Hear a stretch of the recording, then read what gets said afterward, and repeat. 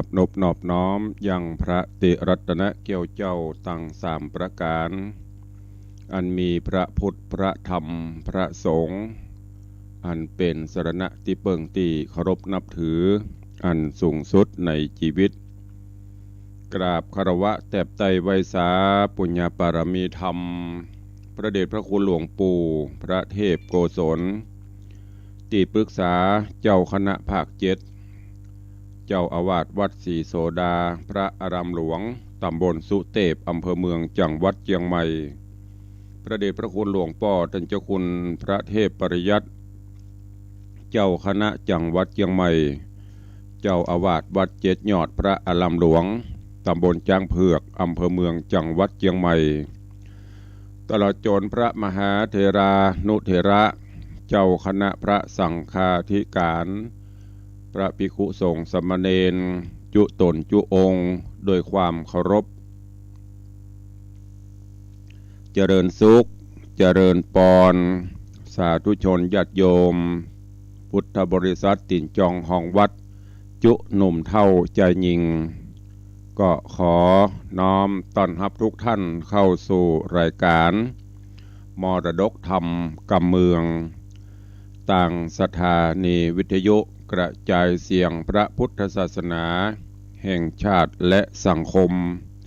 คลื่นเพื่อการศึกษาพระพุทธศาสนาและวัฒนธรรมส่งสัญญาณกระจายเสียงจากสถานีวิทยุวัดฝ่ายหิน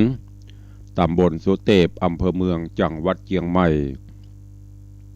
สถานีวิทยุ CM77 วิทยุอินเทอร์เน็ตล้านนาสถานีวิทยุพระพุทธศาสนาวัดหนองไก่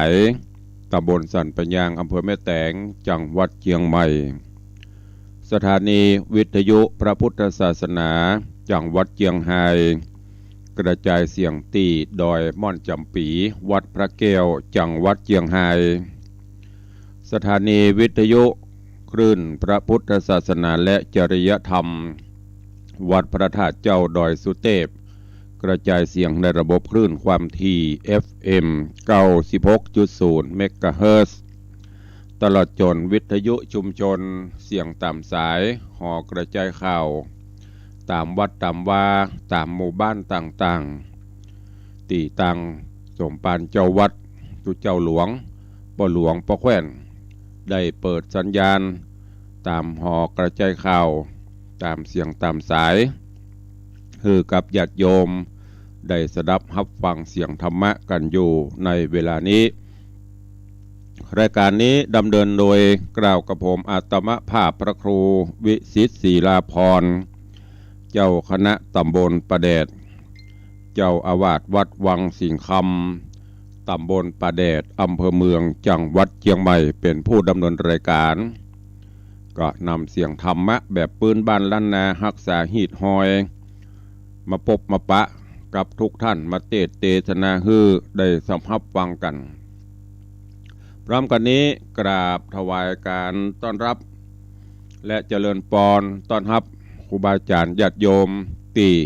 ได้เข้ามาติดตามรับชมรับฟังต่างสถานี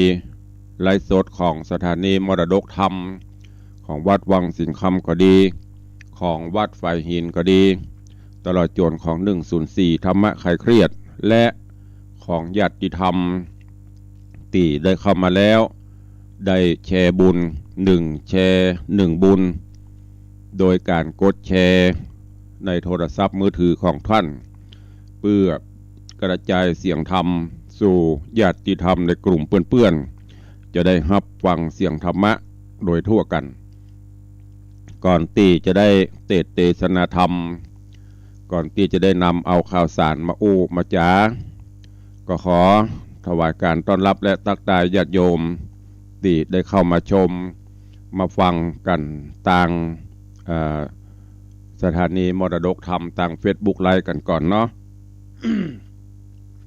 กราบถวายการต้อนรับท่านเจ้าหลวงพ่อธรรมพระครูสถิตเจติยารักษ์ท่านเจ้าคณะตำบลแม่แฝกเจ้าอาวาสวัดเจดีย์แม่ครัวเจริญพรต้อนรับโยมแม่จันดีวิสุทธินันท์ เจดีย์แม่ครัวสันทรายกราบใบสาธรรมพระครูในวังนมัสการสาธุเจริญปอนโยมแม่เนอะกราบถวายการต้อนรับท่านเจ้าจำพระครูสิริวชิโรภาสท่านเจ้าอาวาสวัดสันปะฝ้ายหรือว่าประม่วงสันปะฝ้ายนิคมอุตสาหกรรมละปูนวันนี้เปิ้นตายเป็นหมอดูเมื่อตัวเนอะเปิ้นบอกวันนี้วันพัดที่23ธันวาเดือน3เหนือแฮม4ค่ำฟ้าตีแสงเศษ1บดีวันนี้เป็นวันเสียตัว3 7 11เสียเสากระพัดเป็นวันเสียประจำเดือนบ่ควรทำมงคลหากเลี่ยงบ่ได้ก็ใจเวลา9 โมงถึง 10 โมง10 โมงครึ่งคันตั้งตะไดมนต์การหมอดูเนี่ย5 บาท แล้วก็หลวงพ่อดำพระครูสถิตเจติยรักษ์บอกว่ากราบน้อมนบน้อมไหว้สาเช่นกันนะครับเนอะกราบไหว้สาหลวงพ่อน้อมกราบไหว้สาปรมีธรรมหลวงพ่อท่านพระครูโกมุตสิทธิการท่านเจ้าอาวาสวัดโกมุตพุทธรังสีพุทธมณฑลกรุงเทพมหานครหลวงพ่อบอกน้อมรับพระธรรมตอนเจ้าเพิ่มความแจ่มใสของจิตจากตุลุงในวังกราบสาธุครับปอติดตามตลอดก็ติดตามของเปิ้นตัวเนอะหลวงพ่อก็จะได้คือธรรมะแบบสั้นๆง่ายๆนำไปใช้ในการดำเนินชีวิตประจำวันได้เหมือนกันเจริญปอนแม่วิน้องแฮกเกอร์กราบไหว้สาเจ้าธรรมพระครูเจริญปอนเนอะยายเพลินเพื่อนเกษตรกราบไหว้สาเจ้าตุลุงสาธุเจริญปอนยมเพชรเจริญปอนคุโยมจรัญสุธาจากดอยแต้นพระผาหลวงคุโยมอัมพรกันทมีเจริญปอนโยมปอเลี้ยงธนวัฒน์แม่เลี้ยงทัดพิชาสุสิงคำปอเลี้ยงบอกว่ากราบไหว้สาครับไหว้สาเจ้ายำเจ้าตีนฟ้ายกท่านพระครูรูปหล่อ บหล่อละเท่าไปถึงวันแล้วเนอะตัวลุงในวังเสียงทองฉีดยาแล้วพักผ่อนพ่องเนอเป็นห่วงก็พักอยู่พักตัวทำงานตัวก็คงจะป้นขอดมันแล้วกันเนาะได้40 กว่าชั่วโมงละ3 วันมาละเมื่อวันที่17กับ17 18ละป้นมาละมันเป็นอย่างละปวดแขนปวดเขินหายหมดละ มันโดนหลวงพ่อพระอุปคุตไล่ไปหนักหมดแล้วปเลี้ยงทำงานแปลงหอแปลงอย่างแล้วก็กุโยมอัมพรกันถ้ามีกราบไหว้สาธุลุงเจ้าโยมแม่ฟังอยู่อำเภอเวียงหนองล่องเจ้าสาธุอนุโมทนาเนอะโยมพี่หมอมัทนาอัมพันธ์ไหว้สาเจ้าเจริญปอนโยมแม่ครูเหรียญทองจันทีแล้วก็โยมตู่สุรัตน์เสาคำโยมตู่ก็กำลังเข้ามาชมใน Facebook ไลฟ์เข้ามาแล้วกดแชร์ด้วยนะอย่าลืมแชร์บุญทุกท่านเลยที่เอ่ยนามมานี่กดแชร์ไปด้วยถึงตู้เจ้าพระนายเขาตัวเองสระเอซอช้างลอเลีย สระเอชอช้างรอเรือไม้กรันอ่านว่าแชร์เมตตานิ้วน้อยๆเรียวๆงามๆกดลงไปแชร์แล้วก็เสียงนี้ก็จะไปสู่ในกลุ่มเพื่อนๆกดแชร์กดไลค์เพื่อกำลังใจซึ่งกันและกันส่วนพี่น้องต่างสถานีวิทยุที่ฟังต่างบ้านเป็นน้อยจ่วยเนอะตุลุงพอบัดตักบัดตายบางเทื่อก็ตักแต่เนอแต่มีภายตักตุลุง ทางวิทยุนะก็เดียวตายรายการก็ตักก็ตายกันเอาละน้องมาฟังน้ำฟังธรรมกันเถอะก่อนคือสารคติข้อคิดธรรมะกับญาติโยมกันก่อนแล้วกับเดียวก้อยตักตายหรือว่าแจ้งข่าวสารตั้งตายรายการกันต่อแห่งกรรมแต่ว่าต้องขอประทานอภัยสู่มาอภัยตัวแต่ว่านี้รู้สึกเพลียเป็นไปตามสังขารธรรมบางเตือกับเพลียเพราะวันเมื่อวันก็ทำงานภาคกลางคืนการจำวัดการนอนมันเป็นวัยเนี่ยระหว่าง50 ปลาย60เนี่ยเพราะว่าอายุหมากำลังเสวยมาค่ำเมื่อคืนนี่บ่ค่อยหลับบ่ค่อยนอนหลับตื่น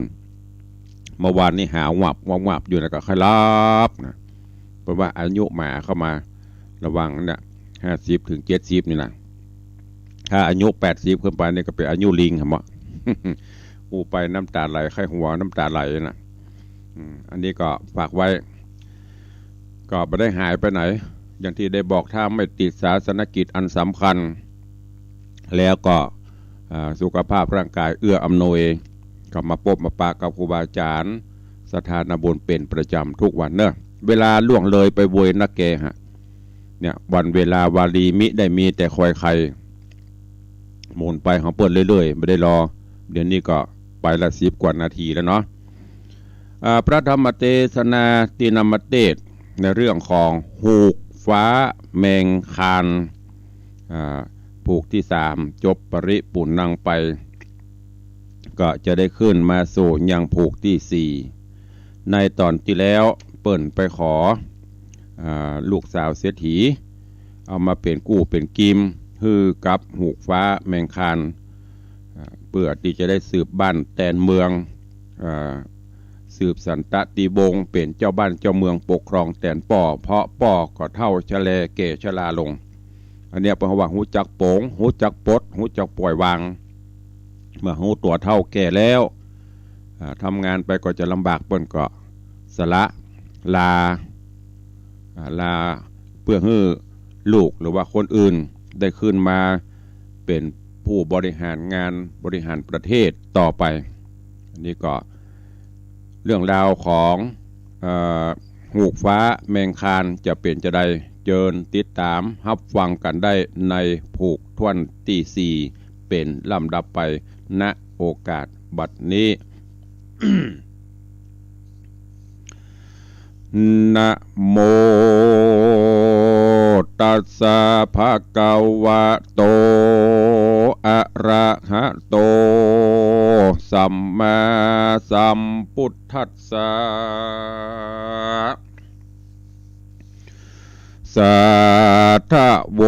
ฟังลาโสตุจนะสัพปุริสะตังลายตั้งยิงและใจมวลโมติได้ปากันอยู่ทอมทาดาฟังยังรัสธรรมเทศนาหูกฟ้าแมงคานลำดับการมาถึงผูกสีเนื้อเจ้าขอเจิญศรัทธาตั้งหลายหนุ่มเท่าจุงตั้งจิตใจเราทอมทานอดาฟังต่อไปไปนานีและนาอาทาน้อยกาละนอนอันว่าเจ้าแมงคานเจ้าฟ้าเจ้าใดสะเวยแหล่งลาเมืองปราณสีแล้วพระตนเกวราชาใหม่นามเต่าไทยก็พากดชื่อลือจุดาวพญา101เต้ามาขาบสมปาน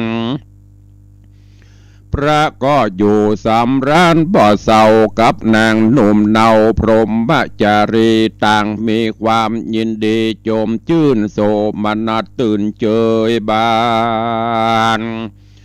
บ่มีภัยมานมาตองสาโวยแห่งห้องปราณสีส่วนอันว่านางพรหมจารียอดซอยเป็นใหญ่เกณฑ์นางบูดน้อย6 ปันนางก็ถ้ารงสรีคิงบางสะอาดเป็นเชื้อชาติราชตะไรพรหมมีหมู่นางสะโนโฮมเวแอดฟ้าเอาเขาอยู่บ่อพรากเจ้าสักวันนางโสพันน้อยเนาจิงไว้พระบาทเจ้าแมงคานว่าข้าแด่พระนักการภาพดาวข้าน้องเนาพรหมจารีมีใจยินดีในหูกไฟจะใครปั่นได้ไม่คำใครต่อตำยกก้อนโดยยอดมอนใหญ่ใหม่ขอพระพี่บัวไข่เป็นเจ้าเอาได้โพดขาน้องเนาโดยหูกไฟ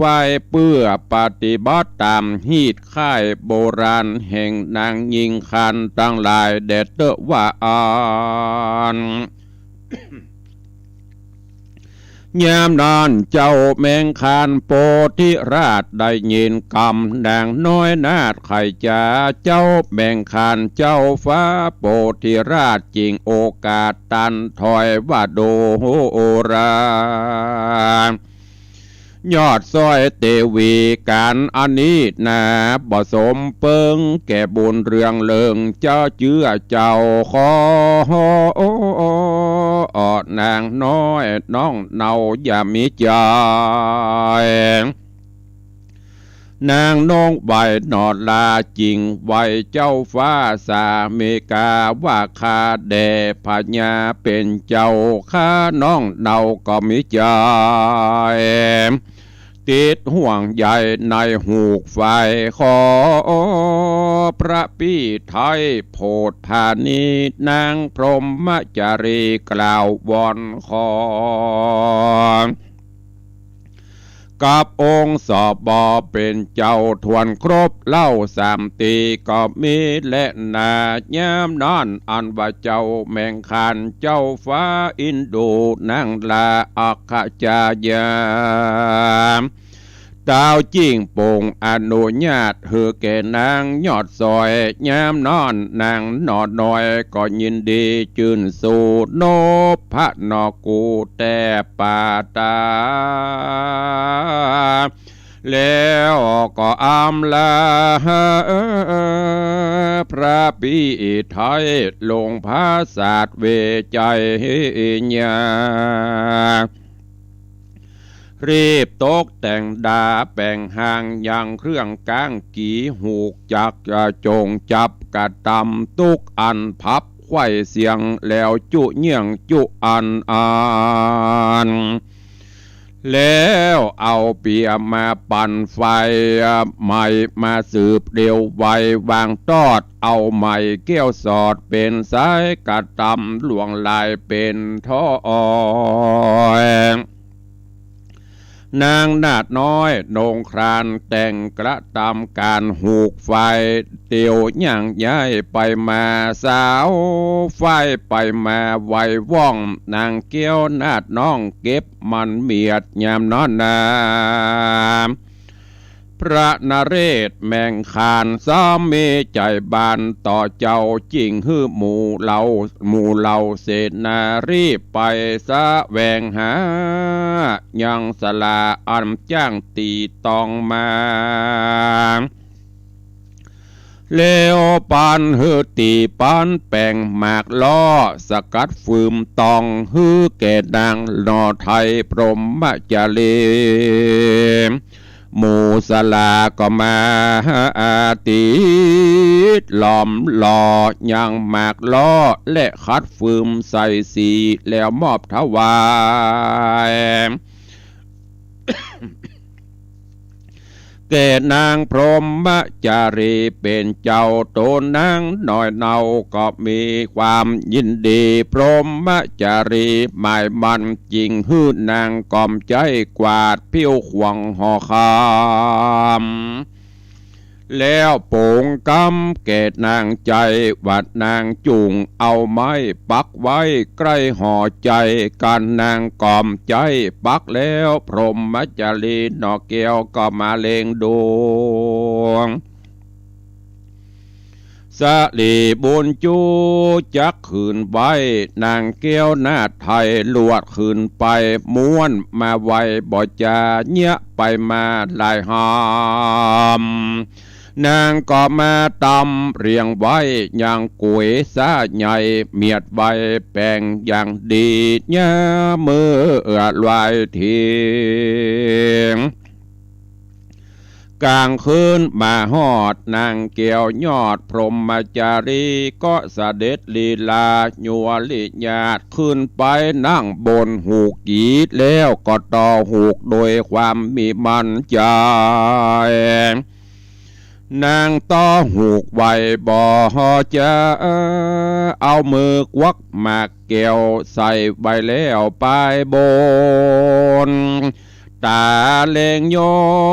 นที่แจงนางตกแต่งใส่ฟืมตองการเสร็จบัวระมวลแล้วก็ลอง คืนย่ำแปงหูกพรำสะเมอกันเสียงหูกดังอิดออดแล้วเอาสวยเข้าสอดปุ้งไปเฮมายามกลางคืนเดิกมารอออดแล้วนางเกี้ยวยอตาหามหูกดอดไหลเสียงดังเป็นสายสอดดานเสียงแดะหูกนั้นดังเป็นกำเสียงหูกดำกันเสียงดังตะแต่งแหลงแข้งเสียงขู่เสียงตูเสียงต่อหูกนั้นแกว่งไปเถิงยังพระบุญเรืองเป็นเจ้าเสียงต่อหูกดังเข้าถึงหูแห่งพระบนโจตนเป็นป้ออันโยสะเวยเมืองนาตาไลอันโยสะเวยเมืองบนตะไรพรมก็มีหันและนาส่วนพรหมจะเลขิงโกมบ่หูเต้าเมใจจื่นสู่เรื่องไรก็นางแตะหูกนั้นลงไปเสียงดังไกวไปเถิงเมืองโบนเสียงเวบบนไหวว่องไปสะนันกองเมืองตะไลพรหมดังเสียงโลมมาแกว่งตองเข้าป่าให้รอดถึงห้องนอจองคำยามนั่นพญาจอมธรรม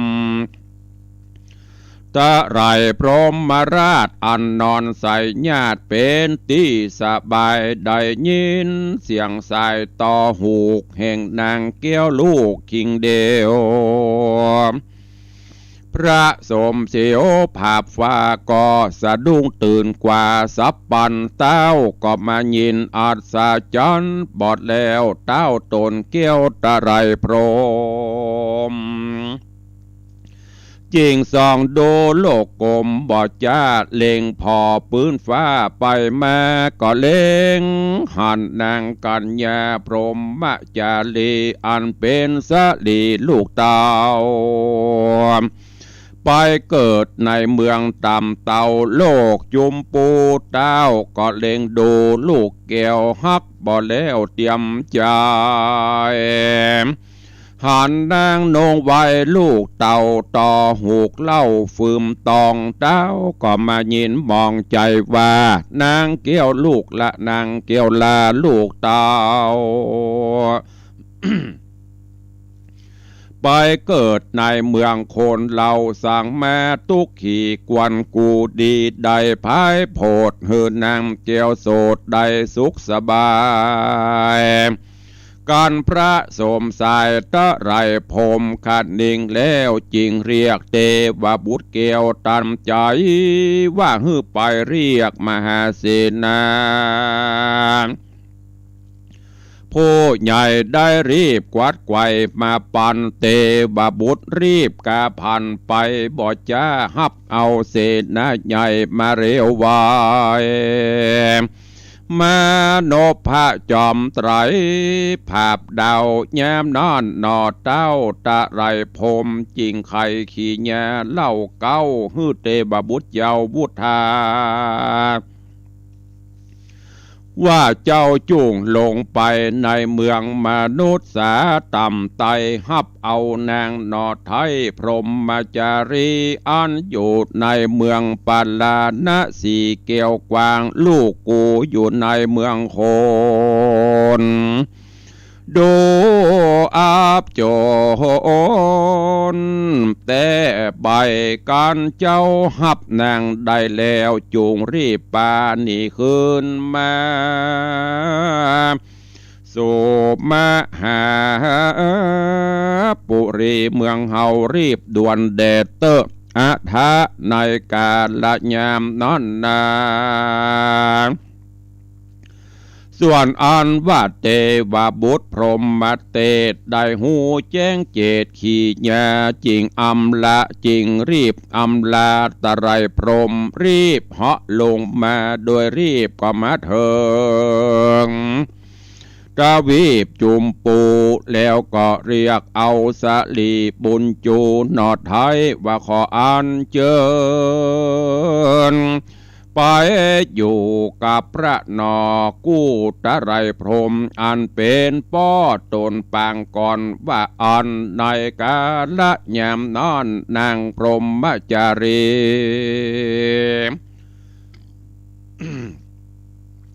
นางก็มีความสั่งกาบอดหน่อยว่าจักนีละพระยอดซอยแม่งคันไปอยู่กับพระภูบาลตวนป้ออันอยู่เมืองนอตะไรพรหมหรือจักนีพระอุดมเกี่ยวไทยผัวนางใสเกยแฝงเกยนอนแปงแอบข้างนางจากกล่าวอ้างไปมา ว่าข้าแด่พระสามิกาเฮ้ยเป็นเจ้าสั่งมารับลมแต่เล่าดังคนจริงเมาผีสิงบ่ตวงติงห้างเจ้าแม่นขาน้อยเนาเรียกร้องก็เหมือนคนบ่มีหูข้าแด่สลีบุญจูเฮยเจ้าปี้จุงหยุดนี้ฮักษาเมืองควรตามดังพญาป้ออัปปันแด่ทลาข้าขออำลาเจ้าปี้หนีไปจากแห่งนี้ลาไปนางสายใจก็มาล่ำไรสั่งแล้วนางดอกแก้วก็กดหนังสือตามดังเลืองตามดังลายมือบอกไว้ว่าข้าน้องไทยพรหมจารีขออำลานี้ไปกว่าเมื่ออยู่ห้องลาเมืองโบนข้ามีความกังวลบอดแล้วเหตุฮักนอแก้วสามิกาเป็นทุกขเวทนาบ่นอยตกใจข้าคอยนำหน้าการปี้พญาเป็นเจ้ายังอาลัยน้องเนาพรหมจารีขอจงได้หนีจอมกว่าไปเสาะหาอย่างน้องลาคนเดียวแดดเตอะกันนางเขียนอำลาแล้วเตบบุตรแก้วเมืองเตศก็จะลองเรียกอย่างนางว่าดูราสารีคิงบางนาไทยนางจุงรีบได้หนีปันเถิงกาละเวลากาผ่านมาแล้วนางนอแก้วจุงเร็วไว้เตบาบูดไข่กล่าวแล้วนางพรหมจารีแก้วก็รีบกว่าไปตามเตบาบูดเมืองลาแดนไกลสองเจ้าก็เหาะสานไปบ่จะขึ้นสู่จันฟ้าเมืองบนก็เอาตนไปฮอดเมืองแทนอันมีเมืองแมนจันฟ้าแล้วก็ไปก้มหน้าไว้สาดนบพญาตะไรพรหมก็มีวานั่นแหละนะมหาสัตโตในกาละยามนั้นส่วนอันว่ามหาโพธิสัตว์เจ้าแมงคานโพธิราชอันเสด็จนาอันเสด็จนอนใส่ญาติบนจองคำจุกสำราญบ่อนน้อย ยามนอนนางยอดซอยพรหมจารีอันเป็นอากะมเหสีขิ้นเก้าก็ได้หนีละพรากเจ้าไกกานางหนีละพังกาภาศาสหนีละผัวหักราชปิญญาเหาะขึ้นสู่เวหา อากาศไปถึงห้องอาราธตะไรพรหมนางอุดมมีความสังกาบอดหน่อยขานิ่งข้าคอยในใจแล้วก็ไว้จะถามว่าอัมมาตาตะข้าแด่พญาตะไรพรหมเป็นเจ้าตนภาพดาวเมืองสวรรค์พระมีกรรมเขื่องเล่าสันใดจริงเฮอเตวบุตรไปฮับเอาคาละนี่กว่ามาบนหรือว่าพระตนพรหมเครื่องโคดเกข้าน้อยโสดดิลีหรือข้าพรหมมาจารีน้อยเน่ากระตำบาปเศร้านำนาเป็นกรรมปาลาฮึกหยาบเฮือพระบาทเจ้าโกธาจิงได้ยับเข้ามาคาดนาบอัญจาพรหมมาปียามนั้นอันว่าพญาตะไรพรหมตนป้อจิงออกปากหม้อไข่จา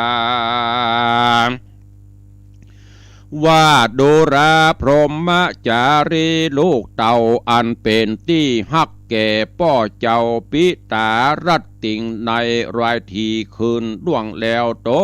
นแก้วป้อปิตาได้ยินเสียงสัทธะปั่นไฟฟืมตองเสียงนั้นดังมาเถิงทองภาษาทไหววาดสนันจองคำหัวป้อทะลามตกหมอนยินมาสังหอนบ่อน้อยส่วนพระแม่ยอดซอยมาตาก็เป็นสันเดียวกับป้อกูป้องืดแต่หนอหัวใจจริงส่องลงไปดูโลกไตก็หันพรหมจารีนอไทยลูกเต่าอันอยู่เมืองลุ่มฟ้าโลกาบ่มีความสุขขาดแต่โสดลูกน้อยป้อลวดบ่สบายลูกกูป้อนนายต่อหูกปันฟ้าอายเงี่ยย่างย้ายกะตำการเฮือนเสียงหูกเฟือนนาแต่ลั่นเสียงดังเถิงเมืองโพรมกูป้ออินโดอุดมลูกไทยอยู่เมืองลุ่มไตปาราณสีทะลงตุกขีบ่อน้อยกูป้อยอดซอยบ่อสบายใจความฮ้อนไม่เอาตนจริงฮือเตบาบุตรพรหมตนใส่รีบไปวายบ่จะฮับเอานางกว่าขึ้นมาสู่ยังพังกาบัดเตดจักฮือนางน้อยเนตรใส่เสียมได้อยู่ดีสุขมากในห้องราชเมืองตะไรพรหมก็มีและนางเฮยดังสุดว่านางพรหมจารีนอดน้อยได้ยินคำกล่าวถอยไขจาแห่งพระญาตะไรพรหมเป็นเจ้า นางนอดเนาพรหมจารีก็น้อมอภิวันตีขาบไว้โนพระบาทไทยตะไรพรหมว่าอมตะข้าแด่ส่องอุดมเป็นเจ้ายศตัวเต้าเลือจาบัดนี้ผู้ข้ามาฮอดแล้วได้นบบาทเกี่ยวปาตาจิรังจิวะทีขะมายุงปะเลสีขอพ่อพญาเป็นเจ้าจงมีอายุขวบเขาตีคาขออายุวาสามันเตียงล้านโกดปีแม่นปลายบนแดดเตอนา ตัดสะมิงคาเนตในขณะยามนอนสามป่อแม่ลูกบุตรีก็โสมนัดยินดีชื่นจอยสวมกอดลูกน้อยเจยโจม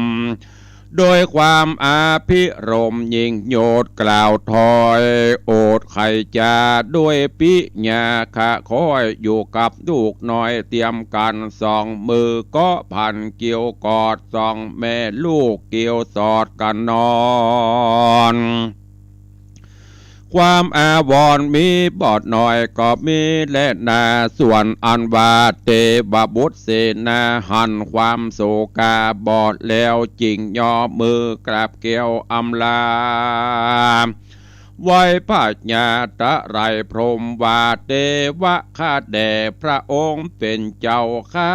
ม่อนไต่เต้าไปหาฮับนางกัญญาพรหมจารีมาแล้วขออำลากาดเกี้ยวไปก่อนทลาว่าอันส่วนอันว่าพระตะไรพรหมเจ้าฟ้าก็ไหวหน้าไข่จามว่าสาธุดีดีและต้านเหยก็มีวานอนแดนาตามัดถังปะกาเสนโตสัทธาอาหะสัทธาอันวาสัพปัญโยตนเป็นครูเอกอังนำสัตคำตาตั้งสงสารจักไขอัฏฐานิทานไปหลังมาเฮือแจงพระจริงแสงเตสนาเป็นคาถาบาลีบทหลังมีไปแจงพระจริงบาโสลาจะปุตโตนิทานติปะพุจติดังนี้ก็มีและนานิธิตังขีญะสังวันนาวิเศษจากห้องเหตุธรรมเทศนาหูกฟ้าแมงคานผูกสี่ตอนตีหนึ่งก็บังโกมสมเดชจะเดช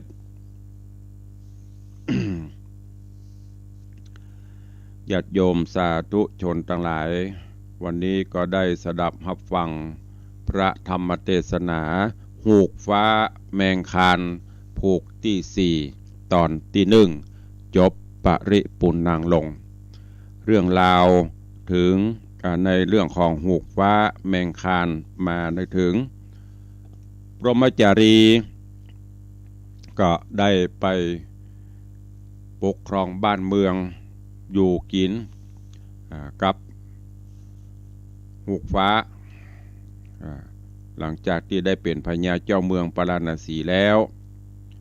อยู่ด้วยกันด้วยความสุขสำราญบานใจพรหมจารีก็มีใจใครต่อฝ้ายก็เลยขออนุญาตกับ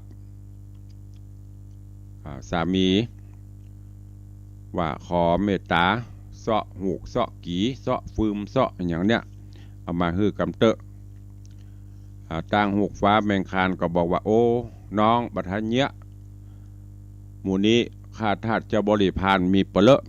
คือเขาเนี้ยเขาทำไปเตอะนางก็ไม่ยอมบอกว่าโอ้มันอยู่บันไดมันถ้าจะง่อมใครต่อใครนี้เป็นฝ่ายพ่องเขาจะได้เต็มใจเมื่อเป็นเจ้าต่างพญาเจ้าเมืองหูกฟ้าแมงคานก็บัคัดสั่งผู้หลักผู้ใหญ่ฮื้อเข้าใจเสาะหาสิ่งของต่างๆเอามาแปลงหูกดอกปอกแปลงกีแปลงฟืมเพื่อที่จะฮื้อนางได้ต่อตามวัตถุประสงค์เมื่อทุกสิ่งทุกอย่างครบพร้อมแล้วพรหมจารีก็เริ่มต่อฝ่ายเสียงกีเสียงหูกเสียงเนี่ยที่ต่อฝ่ายดังต๊อกแต๊กป๊อกแป๊กดังขึ้นไปจนถึงเมืองตะไลพรหมบุญป่อนอนป่อบ่ได้โอ้เสียงไปดังนักเกเนาะก็บ่เสียงนี่เป็นเสียงอะไรอย่างจ๊ะก็เลยสอดส่องลงดูก็ปรากฏว่าไปหันลูกของตัวเก่า พรหมจารีเนี่ยคือป่อพญาตะไลพรหมโอ้ลูกกูไปอยู่เมืองมนุษย์อะไรอย่างมาตุก อินโดก็เลยสั่งให้เทพบุตรไปลงไปตั้งลุ่มกันไปลูกข้าอย่ามาตุกใบตุกบอดนั่งต่อหูกต่อไฟเสียงดังขึ้นมาประเสบหูเพื่อไปเอาลูกข้าปิกมากำมะก็เลยเทพบุตรก็เลยเสด็จลงจากเมืองตะไลพรมเมืองแถนพรมบนลงมาก็มาบอกมากล่าวฮือกับพรหมจารีว่าประเดี๋ยวเนี้ยป่อฮือลงมาเจิญปีกบ้านปีกจองนางก็มาเกิดโอ้จะเนี้ยจะได้อันนั้นก็ป่ออันนี้ก็ผัวแต่ป่อคงจะมีน้ำหนักนักกว่าเมื่อเกิดไปเกิดมาแต่อีก็เลยตัดสินใจไปหาป่อแต่ก่อนจะไปก็ได้เขียนลายเขียนจดหมายเขียนจดหมายไว้บอกฮือกับหูฟ้าแมงคานเรื่องราวเป็นจะอันเนอจากนั้นก็ขึ้นไปสู่เมืองบน กับเสนาอมาตย์ของป่อพญาตะไลพรหม เรื่องราวมาถึงที่นี่ก็เดี๋ยวติดตามฟังกันในตอนต่อไปเนอะว่าหูฟ้าแมงคานจะเป็นจะใดเรื่องราวจะเป็นจะใดติดตามฟังกันในตอนต่อไปญาติโยมทั้งหลายความฮักของป่อของแม่บ่มีสิ่งใดที่จะเสมอเต้าเนี่ยขนาดป่ออยู่เมืองบนเมืองฟ้าเมืองสวรรค์ปุ่นก็ยังส่องหูเล็งหันความทุกข์ยากของลูกอันเนี้ยเฮาท่านทั้งหลายป่อแม่เป็นพระพรหมของลูกมีเมตตากรุณามุทิตาต่อลูกต่างๆนานาแม้กระทั่งไปเกิดอยู่เมืองบนก็ยังห่วงลูกห่วงเต้าสอดส่องป้องกันความทุกข์ความยากต่างๆของลูกดังนั้นเฮาผู้เป็นลูกเนอะก็จะไปลืมป่อลืมแม่เฮาเนี่ยอย่างนี้เปิ้นหันเปิ้นหูนะแต่เฮาบอกหูเปิ้นอยู่ไหนแต่เปิ้นหูเพราะมันคนละโลกการสื่อต่างๆมันคนละอย่างเปิ้นจะเป็นการละเอียดสามารถหันหูเรื่องราวต่างๆได้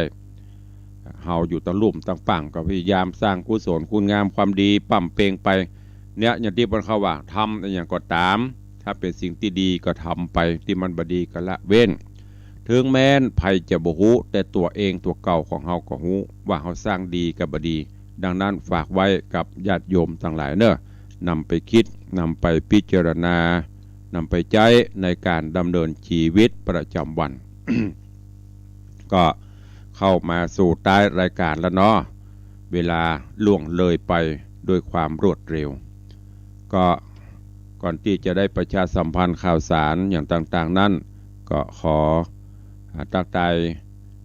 ญาติโยมครูบาอาจารย์ที่เข้ามาติดตามต่อจัดตะกี้เนอะก็มีโยมแม่ครูเหรียญทองจันทีกราบไหว้สาเจ้าเจริญปอนโยมบาลีอินทกูลโยมปีจงลักษ์มีงานกราบไหว้สาเจ้าสาธุ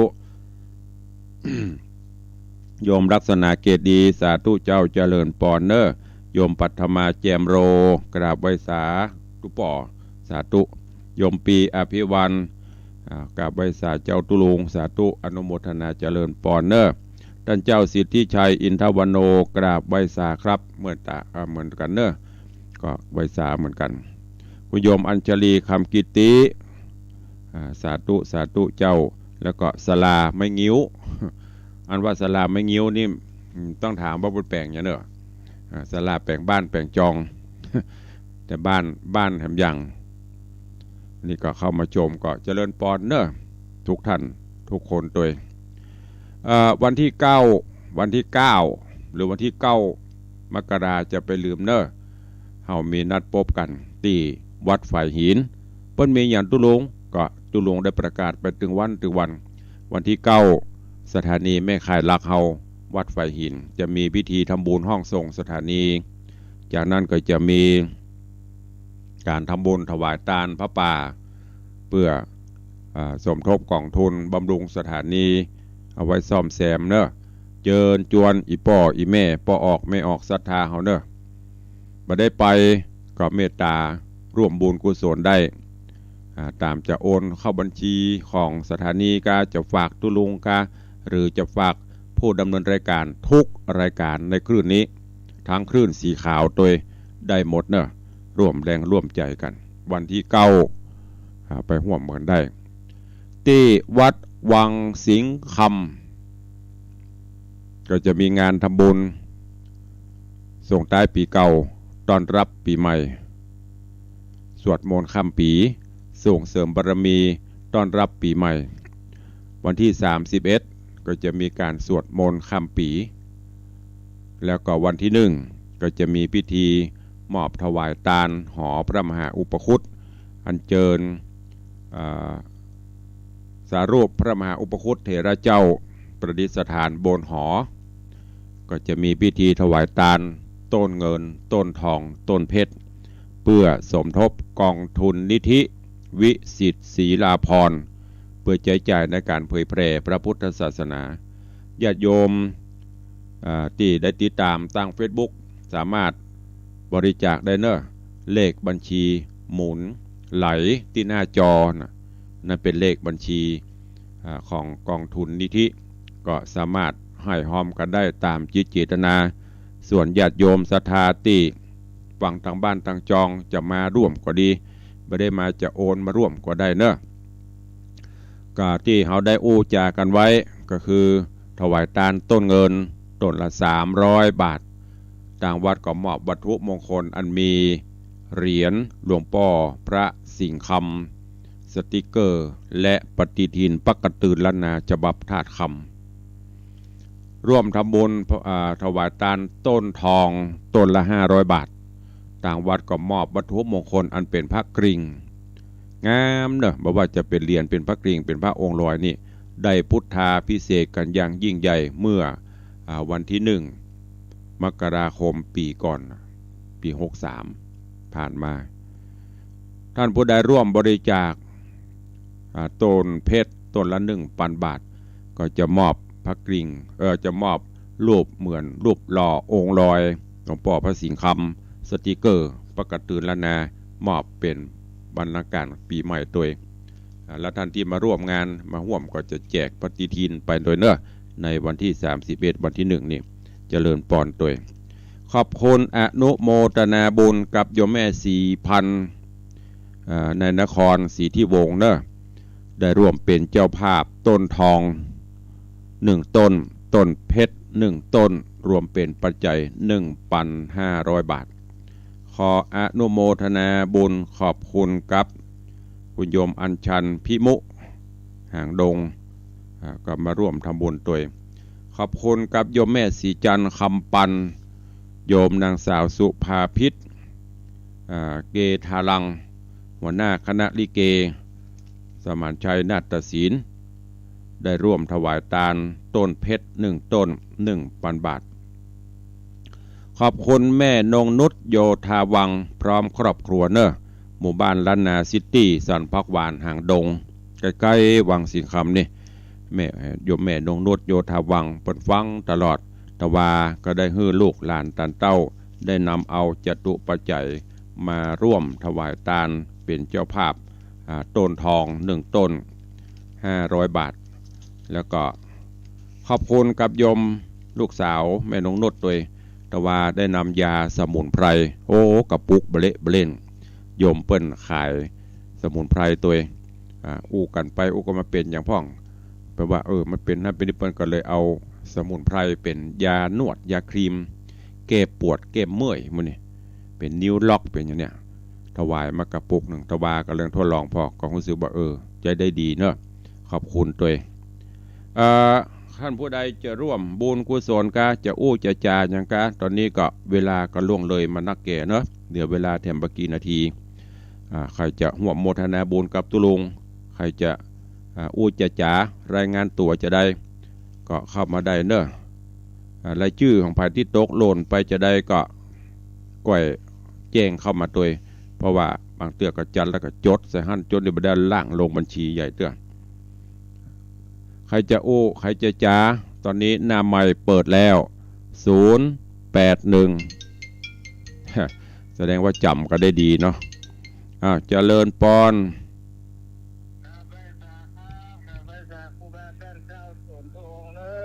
สายFC นักศิลป์บุญนี้ร่วมบุญด้วยกัน อันนี้เบอ ไป ร์ไผ สาด้านพระครูโดย อันนี้เบอร์ไผ เบอร์ผมนั่นแหละครับ เบอร์ใหม่กะ ใช่แล้วครับเบอร์เก่านะครับไม่อย่า ท่าน มา พระครูเอา มันอย่ามาขึ้นมันอย่ามามีชื่อก็ยังงงเนี่ยอ่าน กูเตี้ยเปิ้นเมมชื่อ สิ้นปีแล้วก็ มันบ่มีศูนย์ ใกล้สิ้นปีมันจะขึ้นปีใหม่แล้ว ตายมัน4393นี่กะกูเตี้ยเมมชื่อวันนี้ชื่อยังบ่ขึ้นสาธุอนุโมทนาเด้อเปิ้นฮือเลขเด็ดกะหาเลขเด็ดสิ้นปีเนี่ยลูกเนี่ยปีสองกระป๋องเก็บทาห้ามแล้วเวลาจะทาไปเลิกประตูอดปัดได้แล้วไปละวันนี้เก็บงานจะต้องให้มันเสร็จต้องให้แล้วก่อนบ้านปเลี้ยงละดีละดัดดีจากงานต้นปีครับไปสาธุอนุโมทนาเด้อดีว่างามกับพ่อท่านนะครับบุญรักษาสุขภาพสมบูรณ์แข็งแรงเด้อจะเริ่มก่อนเทพบุตรเทวดาดึงหอนสาธุขอบคุณกับโยมปเลี้ยงธนวัฒน์เป็นกำลังใจมาโดยตลอดเนอะอนุโมทนาปเลี้ยงก็เนียต่างบ้านทุกเจ้าก็เนียต่างวัดทุกอย่างจะคือมันเสร็จก่อนวันที่1วันนี้ก็เก็บงานของปเลี้ยงนี่ต้องใช้ความละเอียดหน่อยหลายตึงแปลงบ้านซ่อมบูรณะบนห้องอย่าบูรณะปีใหม่นี่โอ้จะเหือจะเฮืองจะงามก็นี่จะสบายละเข้าบ้านเขาจองมาบ้านคือวิมานของเราอย่าเข้าบ้านมาสะอาดสะอ้านโล่งหูโล่งตาเนี่ยโอ้มันม่วนมีความสุข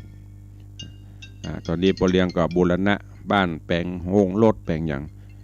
บักกี่วันก็เสร็จละเจริญปอนครับผมมาแล้วมังแกนครับผมเชิญน้องแกนแล้วลุงเด้อครับขอบคุณนักเด้อครับผมเจริญปอนจะโลกเข้ามาเปิดมาแฮมแล้วเมืองแกนชื่ออย่างกระบอกหูเปิ้นบรรยายงานตัวเลยบอกกล้าถามเปิ้นว่าไม่ได้กระถามแล้วเหลือชื่ออีแฮมว่าอู้เล่นไปได้เนอะขอบคุณโยมเมืองแกนพัฒนาได้เข้ามาร่วมใครจะอู้จะเอ่ยจะจ่าด้วยแฮมเข้ามาได้เวลาก็น้อยลงเนอะเหลือแต่2-3 นาทีเจริญปอน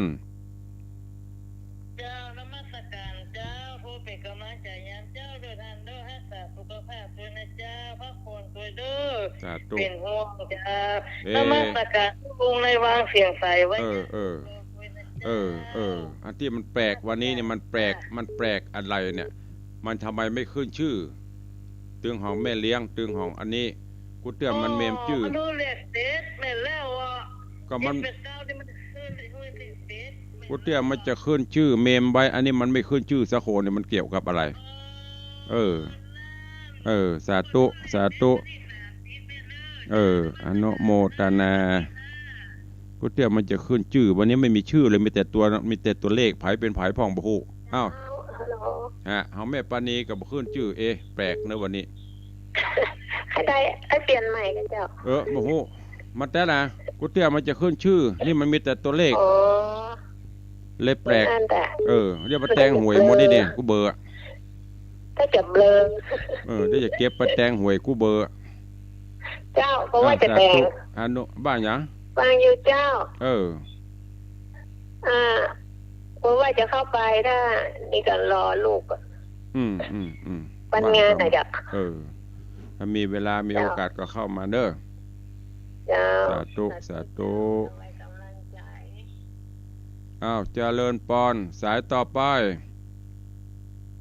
081783วันนี้แปลกเนอะมันบักขึ้นชื่อมีการเบอร์โทรศัพท์ไผเป็นไผบุคคลเนอะกูเตรียมมันจะเมมชื่อเจริญปอนไผเนี่ย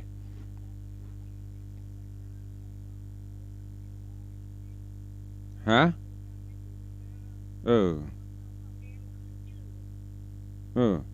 มันเป็นไดมันบักขึ้นชื่อนะมันมีกระเบลโทรศัพท์กูเตี้ยถ้าเมมชื่อเข้าไปมันจะขึ้นโชว์ชื่ออันนี้ไผเป็นไผบ่ฮู้แต่หรอมันมีกระเบอร์โทรศัพท์ขึ้นมานี่เดี๋ยวก็ต้องดูแหมกรรมมันเกี่ยวกับอะไรมันบ่ฮู้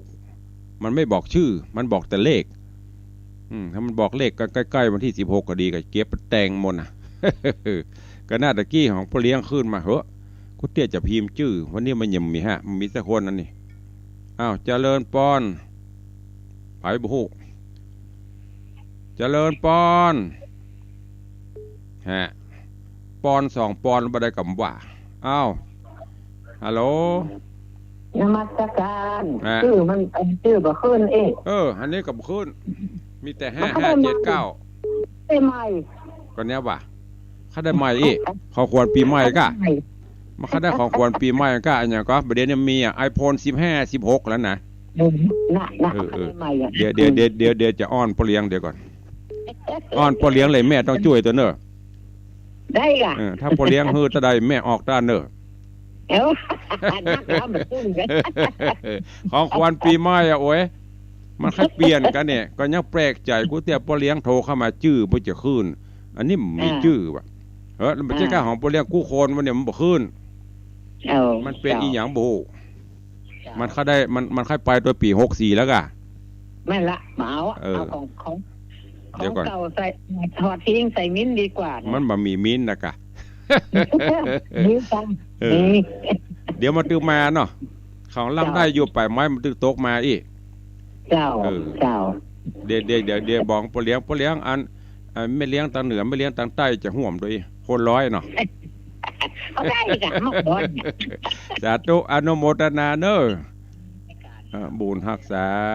หมดเวลาหมดแล้วก่อนนำเดี๋ยวก่อนต่อเวลาไปหน่อยพอใจดีอยู่ละเพิ่นมาแล้วบ่ได้อู้อ้าวเจริญปอนอ้าวเวลาหมดเวลาเสียได้อู้ก็ตายรายการมันจะไปออกันเนอะก็อู้กันหนัวไข้หัวกันม่วนยามเจ้าขอบคุณทุกท่านเนอะครูบาอาจารย์จุตนจุองค์ตัวเองก็เดียวถ้าอาจารย์พระครูสถิต